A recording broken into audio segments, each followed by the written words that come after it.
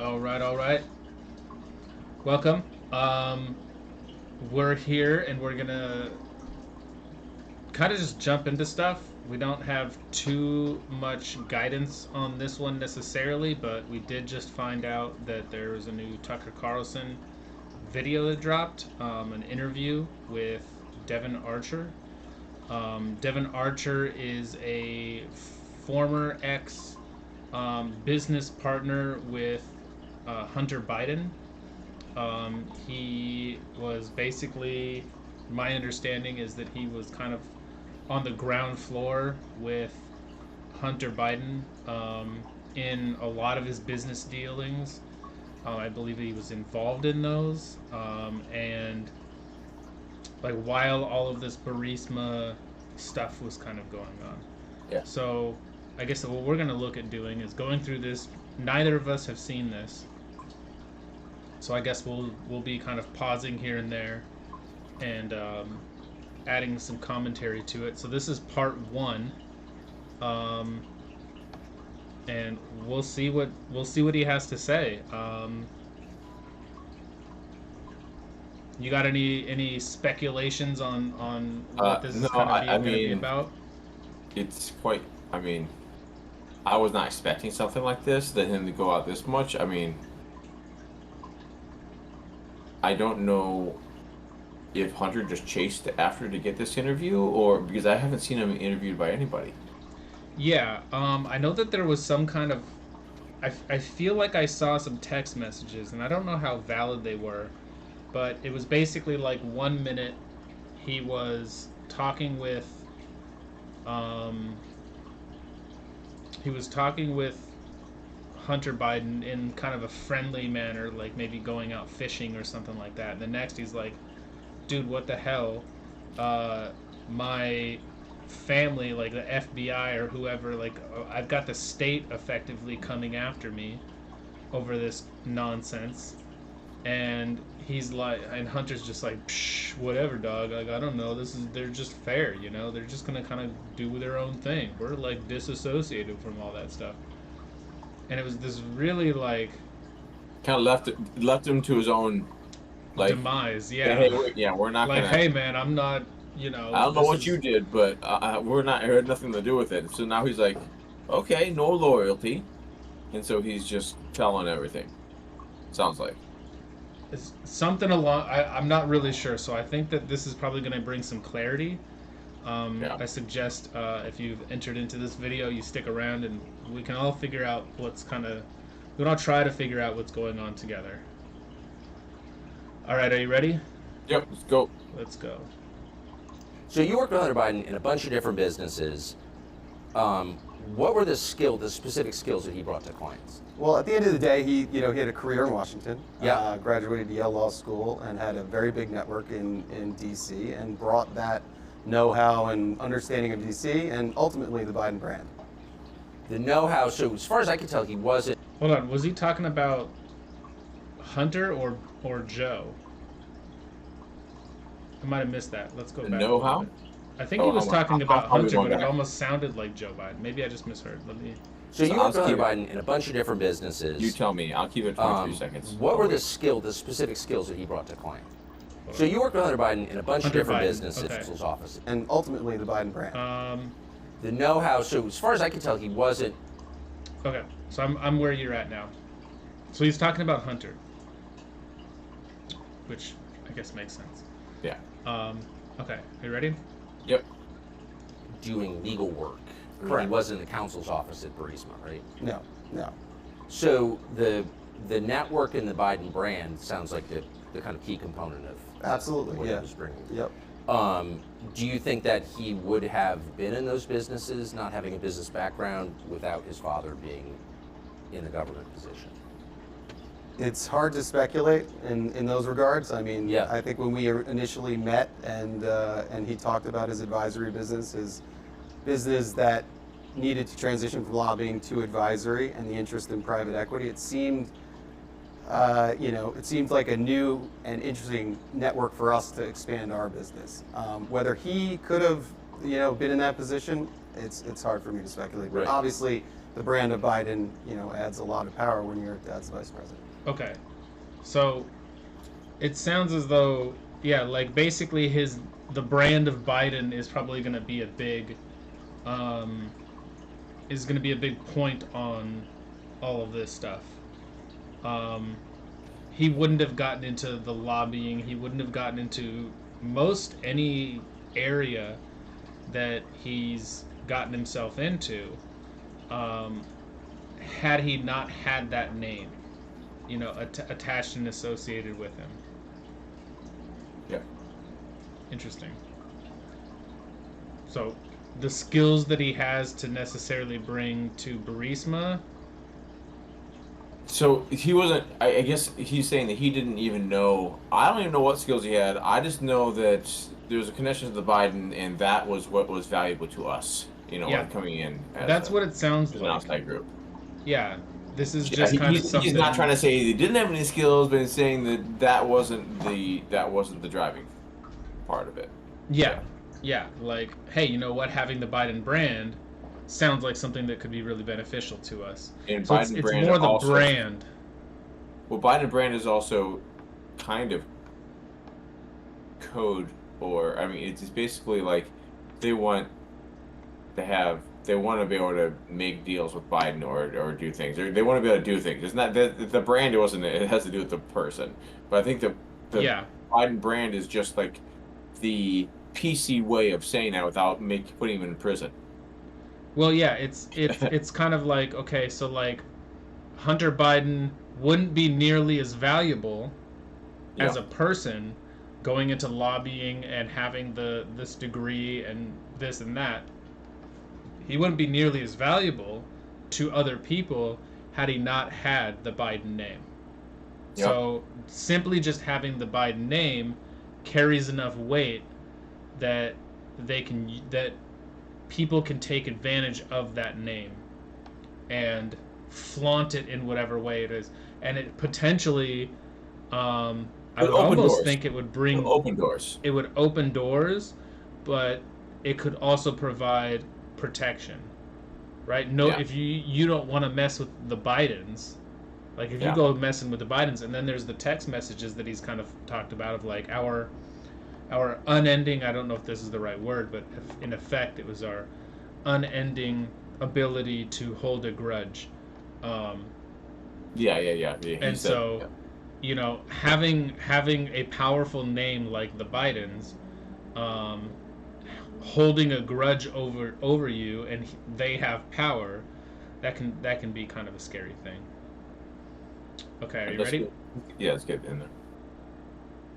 For sure. And there was a time, maybe 10 years ago, when private equity, maybe like AI now, was just one of those terms people throw around, I'm in private equity! Right. But the mechanics, having done it, coming from a business background yourself, are kind of complex. Absolutely. Yeah, no, it's a complex business. Takes years of training, but again, the initial idea around the business that they were going to provide, the government insight and an additional network to raise capital, and then deal with regulatory issues that you might have at the corporate level. Right, regulatory issues. Exactly. Okay, so that would be more his area. Right, that would be his space. Right. But okay, so that the regulatory issues, that's kind of I think where he may be able to throw his weight around, maybe help with regulations. So I guess for that, because I mean, trying to kind of connect the dots here in a reasonable way, they're working in another country, and so to kind of get specific kinds of regulations going, I would kind of think that would be an internal to Ukraine kind of a thing. So everything is evident. Everything he's going to be saying is going to be a very PC, very put together, packaged way of saying things, like you would say. I mean,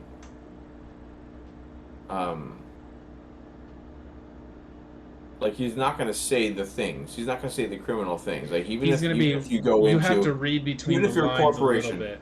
Like if you're a corporation that has to that is trying to get something done in Uganda or something like that, and you're there, and there's corrupt people all over the place, and you have to pay like one of the gangs to basically get rid of the other gangs, to get them out of the way. They don't ask any questions. I just need them. We just need to be able to do our work. You know, that type of stuff that you things you have to do in order to get things done, but you don't know that these gang is killing those people because they're crossing lines. And so like, it sounds like that type of thing where they're saying the pretty version of what it is when it is probably breaking, it's getting bad by laws and finding out, it's not just about understanding the law and So being how can we be in compliance, but he's going to say it in the prettiest way possible because he's not trying to get himself in jail. So like he is effectively sanitizing Yes. his language in order to still get the point across, given the context of the situation that we all are kind of more or less aware of. So far he's kind of talked about, using and flaunting the Biden name to get him into specific areas, and once he's in those areas, he's able to use his name in order to get results. Yeah. And so when he goes to Burisma, and we look at the regulatory aspect of things, he's able to get results on the regulatory aspect of that situation. Ultimately, if you just use your clout without actually telling people to do whatever else, if they just do it because they don't want to mess with you. Because that's what they know that they need to do. Yeah, if they don't want to mess with you and they don't, then there's no law being broken. It's just kind of like you're just using your connections and whatever else to have people not bother you. But as soon as you start saying things and start orchestrating things that, like, hey, you can't do that or else, then that's the law problem. Right. Okay. All right. Ready? Yeah. But did he have a sophisticated understanding of regulation, do you think? I think that he led a team that had a sophisticated. Okay, because I lived in Washington a long time, around a lot of regulation. Also, a very complex area. Absolutely. Okay. So, I think that's just. He's very. He seems very good at getting the point across without having to necessarily answer directly. He's not very competent at doing any of this stuff, but he surrounds himself with people who know how to do these things. Yes. And we have, and he's, maybe he kind of gets to, we provide him with those people that know how to, they know what are the things that he needs to get done. And so he basically probably just gets to kind of like hang out and do nothing, and he can just allow for everybody else to do the things, and he's just kind of, clued in on that, the basic general happenings of what's happening, which may even allow him like plausible deniability of like, oh well, all this crazy stuff was happening, I didn't know about it because I wasn't really a part of it. I had a team that was doing all this stuff, and they were doing it behind their back. But this is just a possible excuse that he can have. I'll say something that is just from this guy's perspective. He could have been looking at Hunter Biden as not necessarily corrupt, but like a stooge.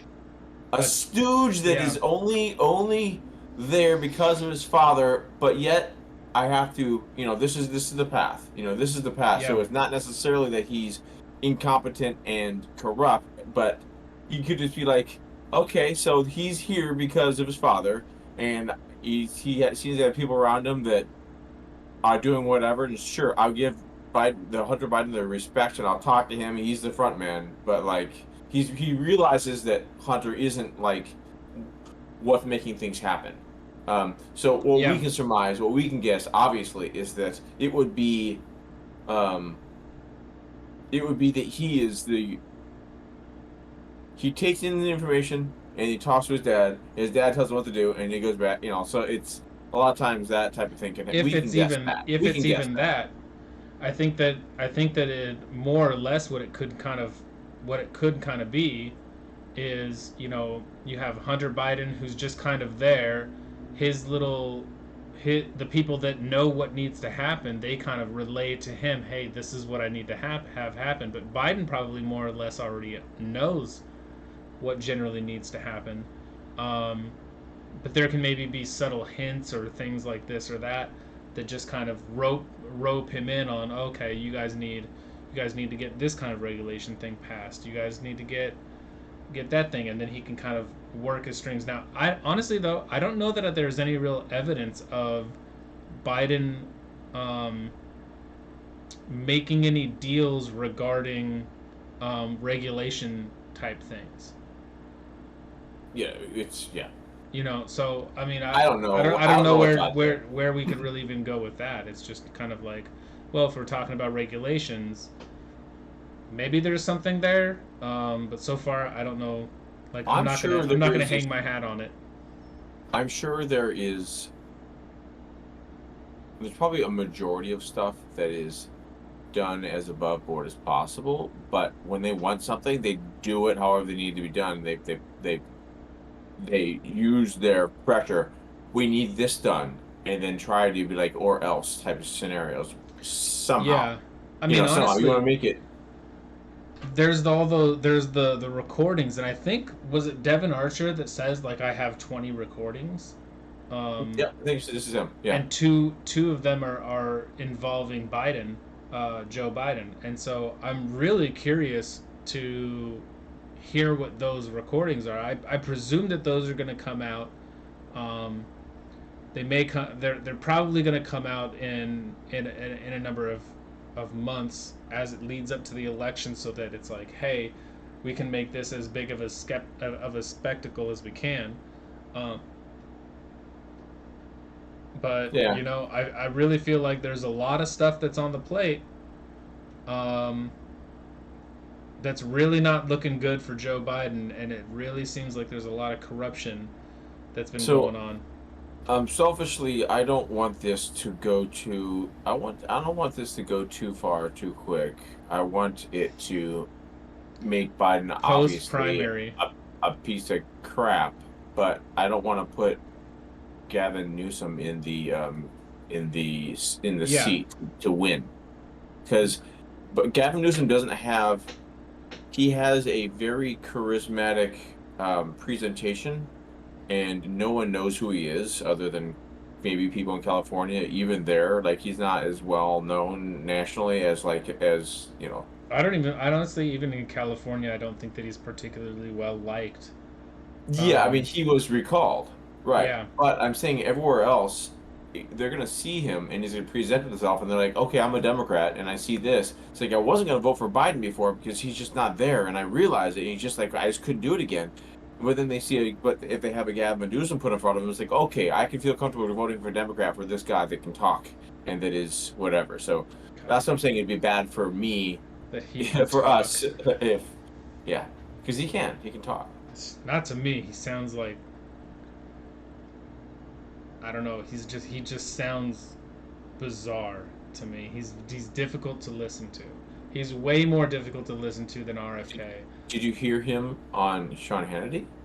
No, I haven't heard him on Sean. That interview? He did a really good job. I'm like, damn. Yeah. That's what I was thinking. I was like, he's gonna be the de facto nominee if somehow if Biden's gone. Out. They're not gonna go through a primary process. They're just gonna say they're gonna pretend RFK doesn't exist. They're gonna do the same thing they do with Bernie and Hillary. They're just gonna say, this is our guy. Yeah. Gavin Newsom, yay! Gavin Newsom. Yeah, that's what's gonna happen. I think that what the Republicans are effectively going to try to do is just kind of trickle a lot of this stuff out, and then the big bombs are going to come out post primary. That's what I think is going to happen. I don't think that the Republican infrastructure.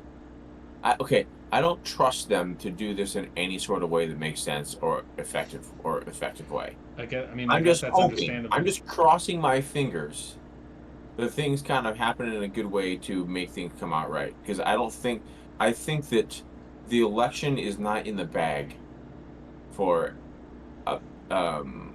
anyone Trump. at this point, for Trump or anyone, because there's so many fickle people in America that are just swayed by the media cycle and by their feelings in the moment. And so it could very well be that we raise interest rates. So, very complex we were at Absolutely. 2:10, 2 minutes 10 seconds. Like, what they can do is in the couple months before the election cycle, they could, the Fed's going to suddenly start reducing points on the interest rate, and all of a sudden the economy starts booming and going crazy. Stock market's going wild because they've been increasing interest rates to try to slow down the economy, to stop inflation. But I could see them doing things purposely to just so like there's an old saying, it's the economy stupid. So a lot of people don't even care. It's like, how am I doing right now? Oh, I think I'm doing right, and he's been doing a good job. So if they can create that perception, it doesn't even matter in some ways. Even though, I mean, if they could create that perception, but they kind of also have to combat people's wallets, and people's wallets are not too happy with this level of inflation. Really, everything costs more. It almost feels double. So honestly. So the inflation month over month is not going up anymore. So you can say the inflation is done, but it's staying. It's not like it's going to go back down. Right. It's not like the prices go back down to what they were. That's never happening. Because after you inflate the wages like that, after you inflate the prices and then the wages subsequently, and then the prices again, where they level out, you're not going to all of a sudden cut everybody $5 an hour and cut prices. It's just not. You just can't. You can't put the genie back in the bottle. So it'll be. So you're never going to fix it. All you're going to do is increase the you can increase when you change interest rates. You can buy homes cheaper. You can buy cars cheaper. Right now you get 7, 8, 9%. Trying to get some of these things. Or 15% on a car, it's just nuts. As opposed to, if they can get back down to 3 and 4% again. That's what we gotta wait for. It's like 7. It's like 6, 7, 8% right now. It's crazy. Yeah. Okay, are you ready? Yep. Here we go. Absolutely. I think you got to be an expert in knowing the guy, and he was the guy that was the expert in knowing the guy. He was an expert in knowing the guy. Right. And who was the guy he knew? Well, he knew a lot of people, but obviously there was some familiar, his brother, his father, some of his father's siblings. So he knew a lot of people, and obviously I know you're pointing to the father being the key relationship. I'm just trying to get a sense of Washington's not a money town, right? People aren't in business in Washington for the most part, and most people don't have business skills that I noticed in 30 years of living there.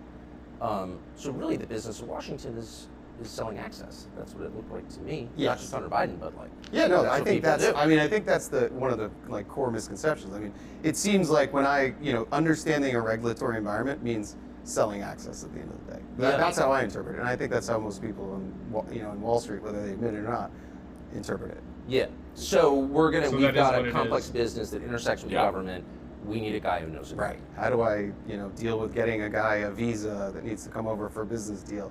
Right. Call our lobbyist that knows the guy in DHS or used to work in DHS or, in Customs Border Patrol or the people at the embassy in state. They might be able to help. So there are very tactical elements that are regulatory and compliance and governance that you have to go through, and you got to know the guy that worked at the old agency that now has the lobbying firm that can go back to the agency and get things put to the front of the line. So the reason I'm asking this is because it's not to give the Bidens a pass, hardly, but when people say, well, there's some question about whether Hunter was trading on his father's name, if you live in Washington, that's the whole city right there. Right. I think you know the answer to that. At the end of the day, so he had the best advantage to do that because of where he was.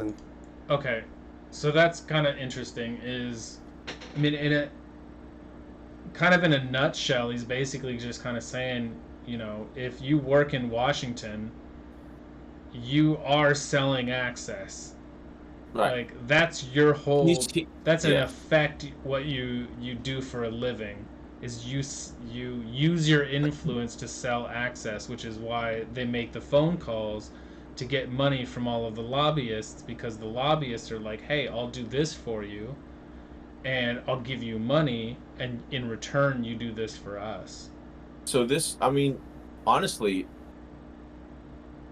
this makes it clear that obviously Washington just sucks in general, but it kind of makes the Bidens look better, slightly better in the sense that everybody's doing it. It's in the sense that everybody's doing it, and so it doesn't make them look better per se, but it's like it makes them. It's like it's not like they're doing anything that no one else is doing in some ways. But I guess it's all bad. Here's the big difference, though, is that if what you're doing is you're selling your name and you're selling your access to foreign companies, to foreign businesses, to foreign governments, if that's what you're doing, I think you've probably crossed into a new level of like unacceptability. I mean, we can sit here and we can kind of be like, it's not okay that like we elect these politicians to go in and make the changes that we want them to make, but we're kind of littered with this really crappy system of lobbyists and connections, and all of these people, they kind of have to use their own clout in order to maintain their job, and then therefore, because that's how they get the money to get your vote, and it's this really wonky, weird system. But that's all kind of an internal, and it's not an okay system. It's not an okay thing for us to really go through and deal with, but it's at least it's an internal kind of a thing. Hey, these are lobbyists who are trying to enact things and do things within our country, and those are American lobbyists, right? Like, we're not getting Chinese lobbyists, we're not getting Ukrainian or Russian or whatever other kinds of lobbyists that are coming in trying to use the name to get the influence, right? Like, that's not it. So at least there's not that for our politicians. But when that gets exported out to other countries, I feel like that really changes the scenario quite drastically. Yeah, so I mean, I'm obviously of the opinion that the Bidens are corrupt, but I always try to like, I'm looking at the best possible, like okay, so, or like there's a path in which this could be done and them not be total piece of the shit. Like, I try to find the other possible ways forward. But yes, though I obviously do believe in the corruption, and I mean there are obvious examples of it. I don't know that the whole thing qualifies as.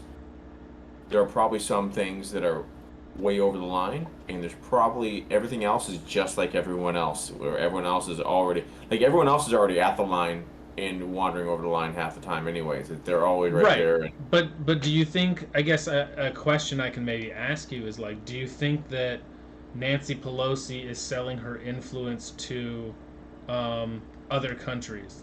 Do you think that Matt Gaetz or Jim Jordan or Jerry, or is it Jerry Nadler? Yeah, that's a fair question. I don't know. Do you think that they're doing that? So I don't get the feeling that they are. Right, I don't get the feeling that they are. However, there are the United Nations is hosted in the U.S. and you have access to diplomats right there. Everyone's right there. You can talk to. So who knows? I mean, what I'm saying is that you have these pure people, speculation, though. Right, it is. You're right. I'm saying it's an incestuous pool of everything in Washington. So even though we don't get that impression, there aren't any exact examples, and you don't have any sound bites that prove it. I mean, like, who knows? Maybe they all do it. I mean, maybe they all have these things of like, you know what, we really like you, Israel, so therefore we're going to go ahead and do these things. But what we need you to do is do this. And depending on how you state it, it's either quid pro quo or it's like, hey, let's help each other out. So right. It's so like, where's the line? And so like they blur that line, and it's like, when are you just doing things because it's like, okay, so we need to be able to so Israel needs to be able to have the funding so that they can keep their, not their Star Wars, whatever they call it, their missile defense system in place and all that kind of stuff, and we need we need whatever else we need, air rights or something, whatever it is we need. It's you can make a lot of demands. Yeah. Because they need what we got. Yeah. And it's like, is it a demand or is it a trade? Right. Well, I think that if they can bring it into the political light, and they can, basically, I feel like if there's a policy that they can engage in that benefits them even personally, but benefits their friends, who then are able to turn around and scratch your back after scratching theirs. If they can present a scene that makes it politically okay for them to do that, then that's kind of one thing. Like that's like the illusion, that's the trick that they can kind of pull over on the American people to get them to support something that they otherwise don't really care too much about in supporting. But in this kind of a situation with Hunter Biden, it seems as though there's not really, like, this is all kind of just being done, and there isn't really a political motivation for the American people's benefit. Yeah. Like when you look at Israel, you can make a case. He's just over there in Ukraine and in China in different cases for just doing business, to be there as an intermediary, to be there to have inappropriate relations. It feels like that's the only reason why they're pretty there. Much is so it does seem worse. You're right. When you have like a son inserted into their government or into their world. Yeah. So. Okay. Ready? All right. Yep. We thought that when we went into business, this was a great opportunity for us. So I get it, and you're not the only one who did that. Right. There were a lot of Hunter businesses. Biden's not the only son of a famous government official who's done this, right? At all. But I just wonder, like, when you hear people say, "Well, it's kind of an open question." Right. About why they hired Hunter Biden, like, that's pretty disingenuous, no? Right. I think at the end of it, so when you look at the whole, there are people that maybe were, sons or relatives or brother-in-laws of other high-ranking officials, but I think what we ran into and with what Hunter ran into was like almost like an Icarus issue. So he got it was too close to the sun. It was too good to be true, and the connections were too close and the scrutiny too much. Yes. And it ended up destroying, it left a wake of a lot of destruction in businesses over a number of years. So how many, it's been reported, and you have said that there were occasions when Joe Biden would call in with clients present on a speakerphone. Right. How many times do you think that happened? I mean, over a 10-year partnership, I would, the number I'm going with is 20. That's probably the amount that I kind of record. Yeah, a lot. So Joe Biden, who's very much a product of Washington, of course must have known that he was calling in to effectively a business meeting that his son was having. I mean, he must have understood that was kind of what his son was selling. Well, that's hard for me to speculate. But like... Okay, so it's interesting. Gosh dang it. Where was it? 535 is one. Or a lot of relatives or brother. 535. Yeah, so he's by the way he's laughing, he's not actually trying to hide the fact. He's just saying, legally, I can't say what was in his mind. Right. He's saying, like, I don't have a legal ground. I can't say that because it's slander. But I mean... But he's laughing. He's almost like saying, but yeah. Yeah, like, how do you not, like, you're calling into this meeting. Like, who calls into a meeting and they don't know what they're calling into? Yeah. Right? Well, especially on a large-scale professional level. Yeah, I thought I was just calling to talk to my son, and if he happened to be in a business meeting, I didn't know. I'm just talking to my son. Yeah, and I just, hey, I've been looking at some of these regulations that are kind of going on over in Ukraine, and this is kind of my thoughts on it. I just want to, kind of give you my thoughts. I don't know that anybody's in the room with you.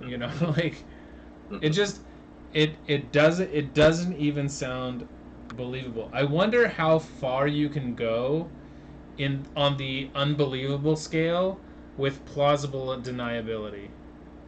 So, if you can be someone that is, if you're someone that's not smart at all and oblivious, oh man, he's really making the case for that. Yeah, you can get away with a lot. You're just a freaking idiot. He was just a tool. Idea. He was just a tool. He had no what the hell. It was really Hunter that was the mastermind of all of this.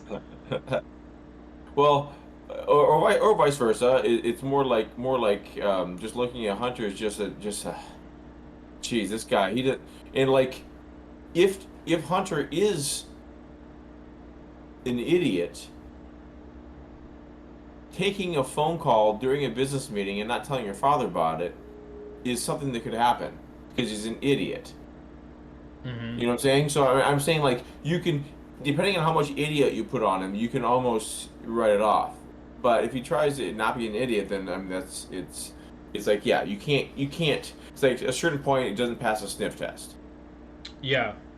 Well, I mean, I feel like there's some sort of level of it takes two to tango, and you kind of, as long as you both just kind of know how to dance, then you can pull it off. You don't have to have all of the bits and pieces. You don't have to have all the steps just right, but if you know what you need to do, then the pieces fall in place. Yeah, it's like I'd be, you know what, I got a lot of stuff going on right now. I'd be happy to talk to you when you got things a little bit resolved more around here, So like you can do things like that to basically saying like get this taken care of, or I'm not even calling back. Yeah. So you can just be normal. You can just say things that are normal if you're smart people, and everyone gets the message. So yeah. All right, let's go. Okay. To keep it to the facts, Joe Biden, then the sitting vice president, knew that there were Hunter's business associates in the room. Yeah, I think I could definitively say at particular dinners or meetings, he knew there were business associates, and he, or if I was there, I was a business associate too. So I think, or if any of the other colleagues from the DC office or the New York office were there. So yeah, at times there were, from the to be completely clear on the calls. I don't know if it was an orchestrated call in or not. It certainly was powerful though, because if you're sitting with a foreign business person and you hear the vice president's voice, that's prize enough. I mean, that's pretty impactful stuff for anyone.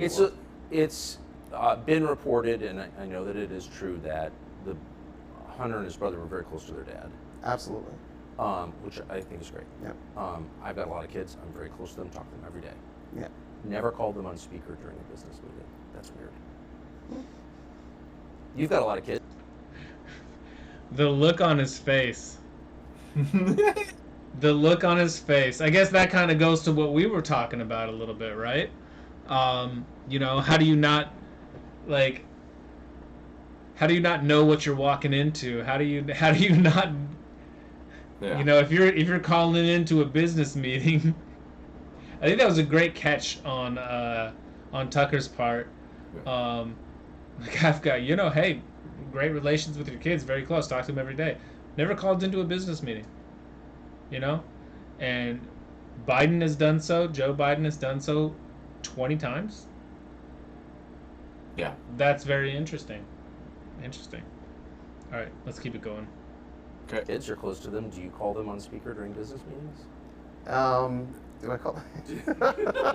I mean, what is that? A grown man calling his dad on a speakerphone during a business meeting? Right. And to be clear, sometimes if the call was coming in and the speaker would go on. So it's just the presence. You have to be. I mean, you understand DC, right? So the power to have that access and that conversation, and it's not in a scheduled conference call, and it's a part of your family. That's like the pinnacle of power in DC. 100%. I guess I'm pivoting against the lie that I'm hearing people tell with a straight face. Congressman Goldman, for example, that we don't really know what was going on. Really? You're taking a call from the vice president and you put it on speaker. It's not just, hey, Dad, I'm in a meeting with some buddies. Right. It's let me put my dad, the vice president, on speaker. Yeah. Yep. In the rear view, it's an abuse of soft power, I'd say. An abuse of soft power. Interesting. So he dances around it a lot, and he kind of like I don't know if minimizes. That's the first definitive thing he's kind of said that's quotable. Yeah. Abuse of soft power is quotable. Yeah, abuse of soft power. It's like, hey, I've got this. I can take this phone call, and I can show off. It's almost like a show and tell. Yeah. But there's a purpose behind the show and tell because you don't. I mean, he could just be on the phone and say, "Hey, Dad, what's going on?" Yeah, blah blah blah, and have the conversation. And that's show off enough. Like, hey, he's talking to the man, the vice president. But to then go so far as to put it on speaker, presuming that there's a back and forth, I wonder. That's something that I would be interested in. Even if they're on the level, so if you presume they're on the level, I could still see Hunter Biden with his personality that we know about, where he's about hookers and blow and all that kind of stuff, where he would like to show off. Where he would be like, he think it's funny, and he put it on the speaker, or in front of these people. So there's maybe he gets pats on the back or something childish like that. Like you put it on speaker, and then people were like, "Oh my gosh, he put his dad on there." It could have been. It could have been. I mean, it's not, but yeah. Yeah. All right, here we go. Okay. Few minutes left. Interesting. When did you meet Joe Biden? Joe Biden, I met the first time probably at the 2000 convention. I think it was in LA, and then Boston was 2004. So those two times I probably shook hands as they made kind of the power circles around the. You've been to them through the skyboxes, and then following that, really when our partnership started in 2008, 2009ish. Conversation started. That's when I re-met Hunter and actually had a sit down and meal with him.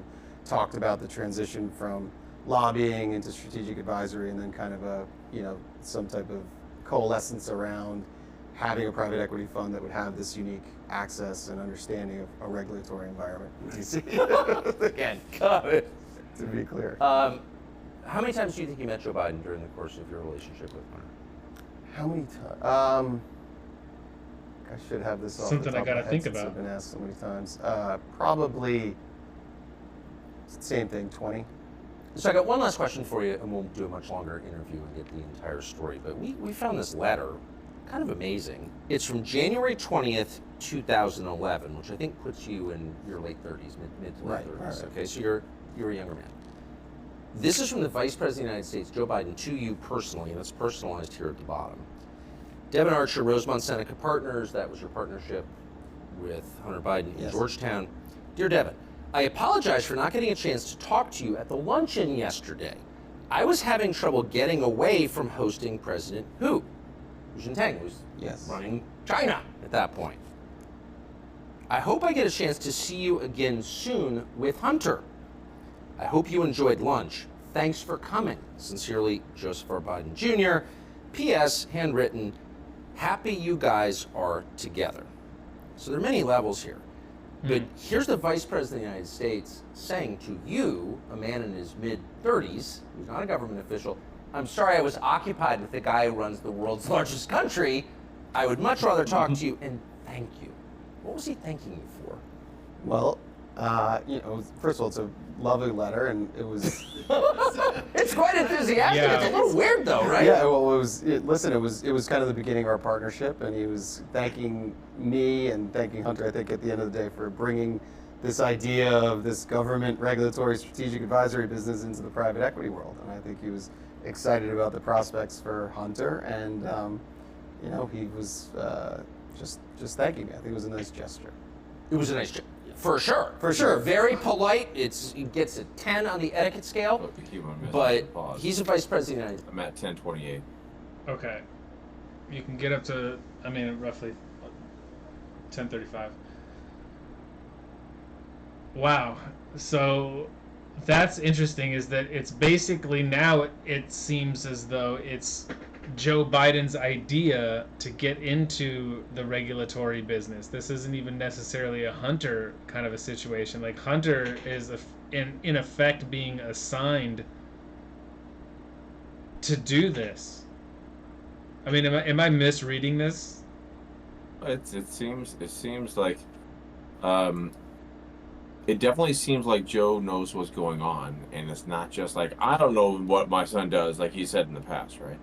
He said that he doesn't know what's going on. But I've never met my son's business partners, all this stuff. And it said that that is a very powerful personal letter, even though it's so short. But it's very directed, and it's I mean, when Tucker mentions how, I'm sorry that I couldn't, come and meet and speak with you, I was so preoccupied. I couldn't get away from the leader of China. It's like that really kind of ends up coming off as, I would rather spend my time with you. So you are more important to me, but I've got my duties. So let's say it's the opposite, okay? Let's say the bad guy is this guy, okay? Sure. If the bad guy is this guy, and he is butthurt that Biden couldn't make time for him, and Biden just sent a sarcastic letter to him saying that, oh, I'm sorry I couldn't get away from the president of China to visit with you. So I'm glad you guys are together, but I'll get you some other time. So if you look at it from that angle, right? I'm just trying to be fair in how I look at it. I mean, it's a massive reach, but I appreciate the attempt. I appreciate the attempt. So I'm like saying, if this guy's the asshole and Biden is just like being like, hey, I understand you want to meet, but come on, you quit being an asshole, or not being an asshole, but just like he's like, I got things to do. Yeah. So, anyways, that's just a generous read. Yeah. All right, here we go. You ready? Okay. Yeah. It states, Right. and he's talking about foreign business deals with you and thanking you for Right. that. I think again, it goes back to my earlier point. I think I hit at the time. I think I hit the jackpot in finding the regulatory environment or a company that can navigate right to the top. But obviously, as time was told, being a little bit too close to the sun ends up burning you. For sure. And it did you, and Absolutely. you suffered greatly for it. And this is not a criticism of you. I would think as a business guy, you use every advantage. These are not business guys. This is the Vice President of the United States. He's not allowed to be working on businesses with foreign government employees. So I guess one of the interesting things kind of about this is like the expectations that we have from this guy are very different from the expectations that we have. Like, this guy is in effect a slimy sleazeball who is taking advantage of the powers that are presented to him in order to make massive levels of profit and gains. Yeah. Right? So he's not like, oh, he's the saving grace. He's this super awesome great guy. It's just that he's kind of has ended up having found himself in a position where we can all see and accept that a slimy sleazeball with slick back hair is gonna be a slimy sleazeball with slick back hair. We all get that, and it's you can judge him at least on that. But what the real concern is who is he being a sleazeball with, and what does that have an impact on our lives, and how does that affect us, right? And that in effect affects us through our president. And so if our vice president and our president are selling their influence specifically to sleazeballs who are operating in other countries, I feel like there's a word for that. Selling something like corporate espionage. kind of like selling out your country and your influence to foreign entities. There's something I can't really recall what it is, but anyways, let's keep moving. Finish it off here. Yeah, we'll finish it off here. He's vice president. I don't think. Not that I know. But here he is. Right. Amazing. We'll be back. Devon Archer, thank you. Thank you. Wild. Absolutely wild. Yeah. Absolutely wild. I'm interested in the next one that is gonna come. And it's gonna be a longer version. So this is the teaser with some of the pointed questions, and I guess Well, it sounds like this is just part one, so this isn't gonna be. There's not gonna be another one that is this and then some. It's just gonna be part two, a maybe much it just sounded longer, like more in-depth conversation. right. It sounds like based upon his one response there, it says that this is the last one before we do the full real interview. This is the teaser. Yeah, I'm pretty sure this is the teaser. Yeah, teaser type question. So yes, there are. There is another interview that happens, and it's probably a more full interview. So, but yeah, no, that was interesting. Yeah, I mean, it's always funny how it's hard to not like Tucker when you're kind of on his if you're on his side at all, or even if you're not, even as long as you don't as long as you haven't decided you hate him because of your politics, he laughs so much it's hard to not laugh. Also, he's rather entertaining, and he can be very effective in whatever his goals are. He can be very effective and entertaining. So yeah. Well, I mean, that was a very interesting interview. Obviously, it was a massive teaser. There was a lot that was unsaid that was read between the lines, but I mean, this guy doesn't want to go to jail. This guy doesn't want to go to jail. He's of course gonna be like that. He's like he's gonna give them.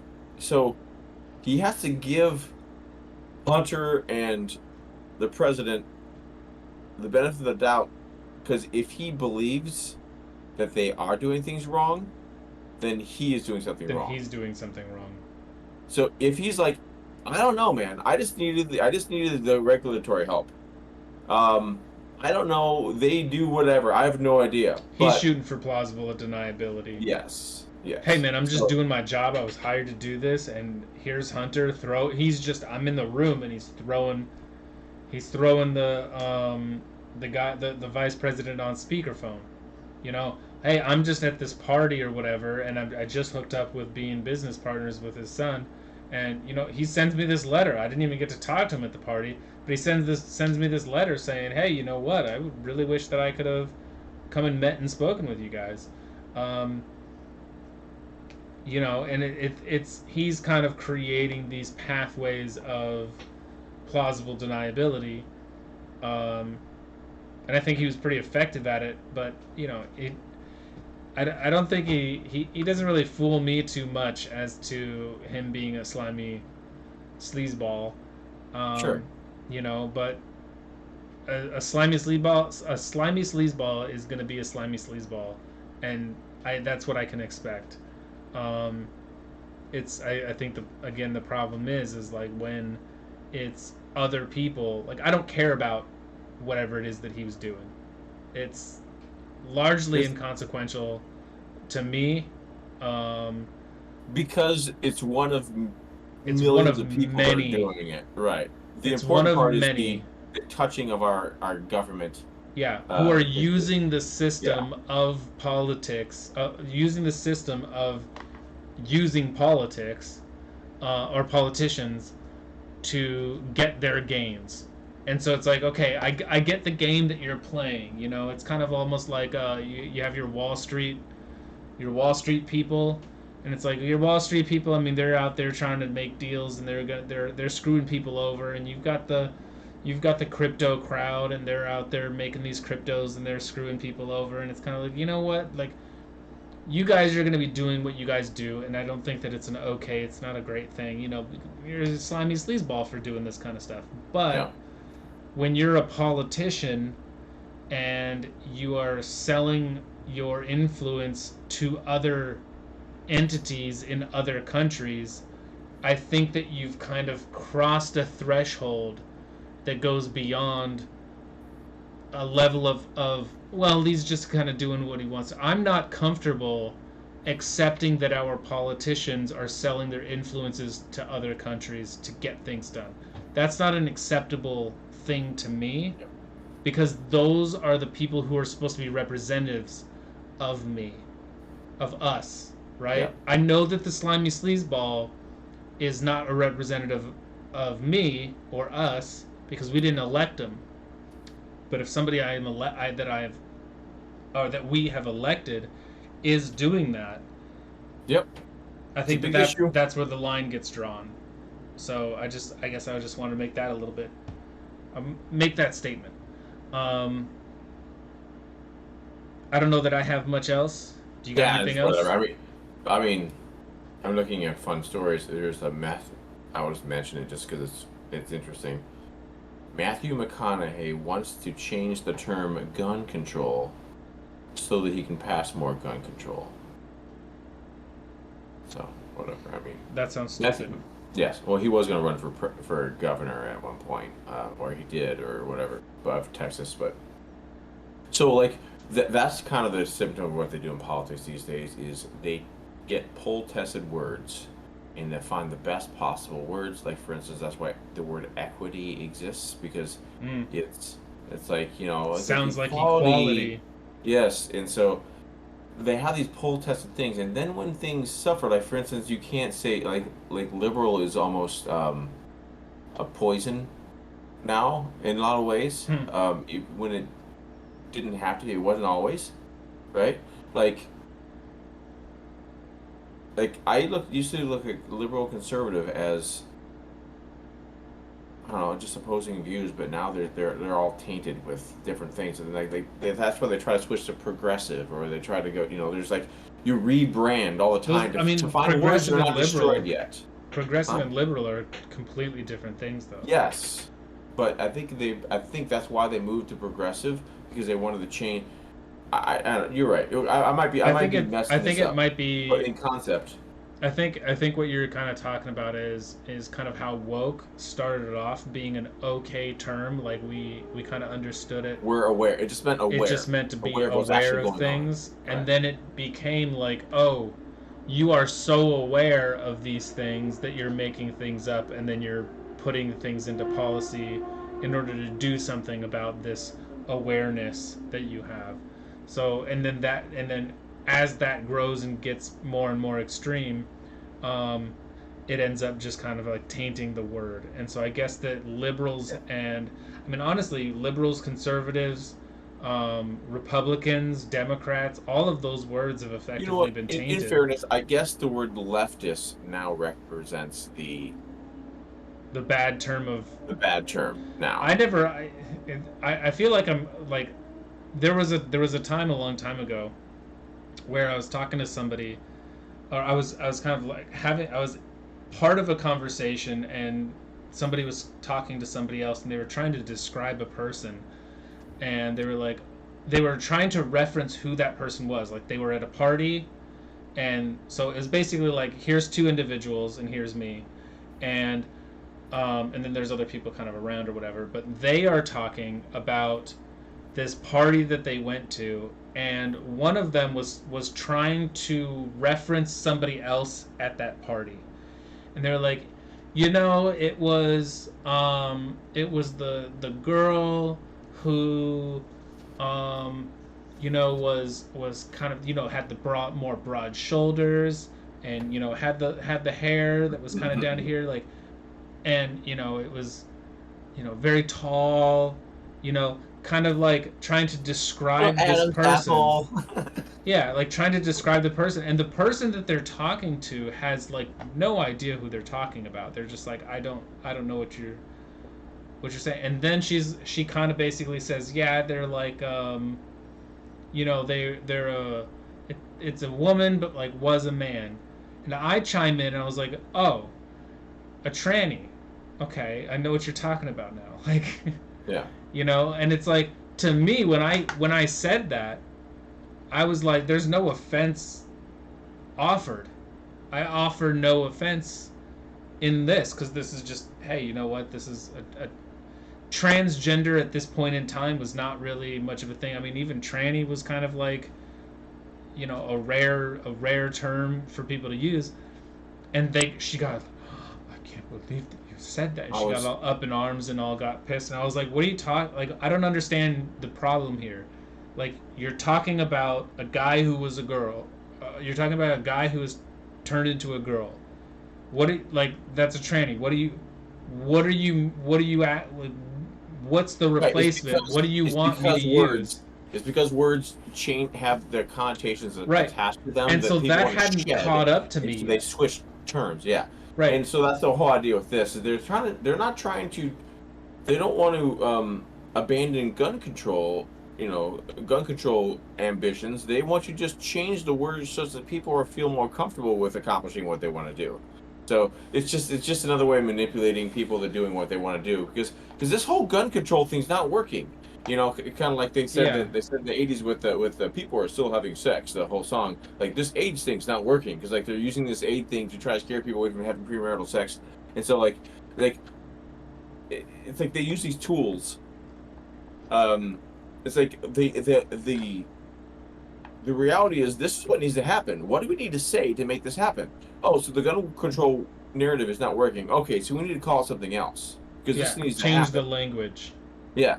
Change the language. And they keep on. That's why the language has changed in many ways. Yeah, the leftist one has more or less, like, snuck up on me like the tranny one has.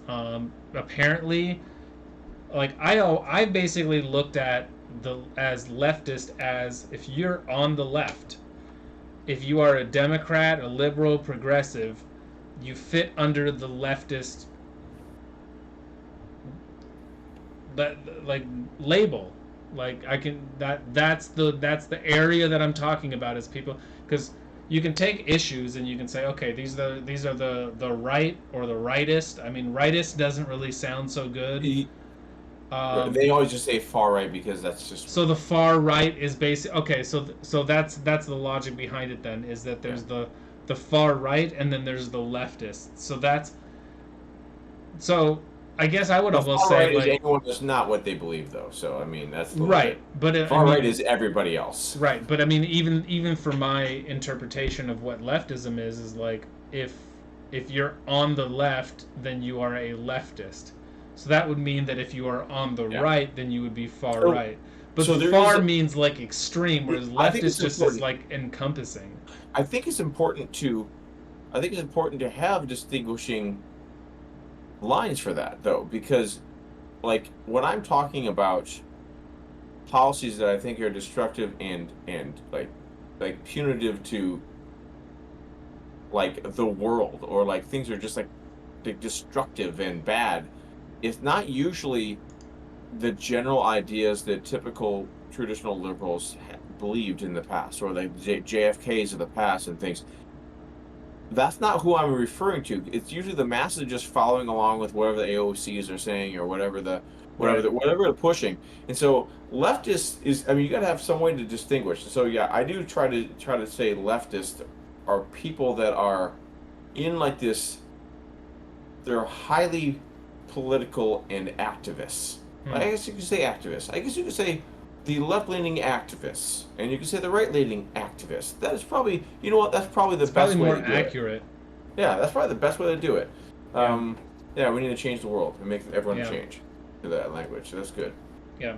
Because we're doing the same type of thing. Because the language gets polluted, you try to change the words that are used. I think that's a natural thing because even if we're talking about something, like you said, tranny or whatever else, you can't say tranny anymore because then it's offensive, right?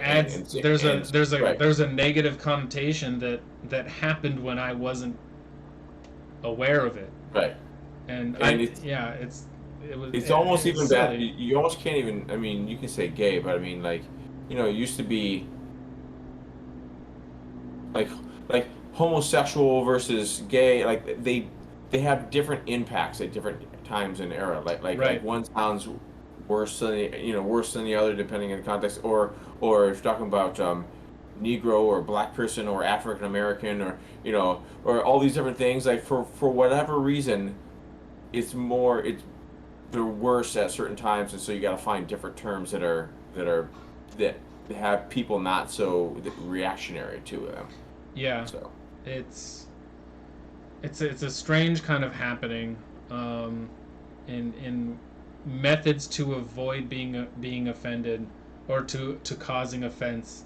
I've always kind of been under a level of an impression, or a thought that, like, I don't think that that I think that the when a word becomes offensive is when you allow it to be offensive.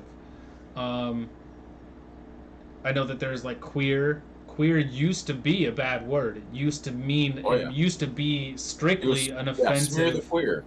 Yeah, Yeah, smear the queer was a name of a game. It basically the tackle the bad guy. yeah. That's what it used to It's be. yeah. Like it was specifically and strictly only used as a derogatory term, for a person, and then one day, it almost seemed as though, hey, you know what? Now it's accepted. Everybody's okay with it. And I feel like if people just embraced the terms and didn't take offense to a lot of these things, then we wouldn't have so much problem. Like, look, I mean, there are people out there that are far right. There are people out there who are conspiracy theorists. There are people out there who are, um, you know, activist extremists, or activists, or, you know, leftists or progressive. I mean, if progressive becomes such a bad, if it eventually kind of gets to a point, which I'm sure that it will, that it gets to be a negative connotation, then it doesn't mean that these people are not actually progressives anymore. It means that the It word means doesn't that fill the the yeah. you've taken offense to it, and now you no longer want to associate So yourself with I it. think the word progressive has done pretty well lately, as So in like far, it doesn't have as it's on its way many. downhill, though. Well, I'm opposed to the whole thing, but I'm talking about in terms of like like The if you call negative someone a connotation. progressive, yeah, if you call someone progressive, you're not saying they're Hitler. You're not saying they're fascism like they try to do with Right. conservative. They try to call conservatives or anyone that is non so anyone that is non the main narrative is a fascist because that's the worst word that they can use that is not Nazi. Right. But So that's it has no meaning. They have no idea that it has to do with the collusion between government and private businesses like ultra corporations and businesses working and government working together to control. It's like right. it doesn't matter what it means. Well, progressive is The I fascist mean, equals bad. right. I mean, progressive is there are progressive policies, and then there's a progressive culture. Yeah. And when it comes to the word progressive, I feel as though it has more weight behind it under the cultural umbrella than it does necessarily under the policy umbrella.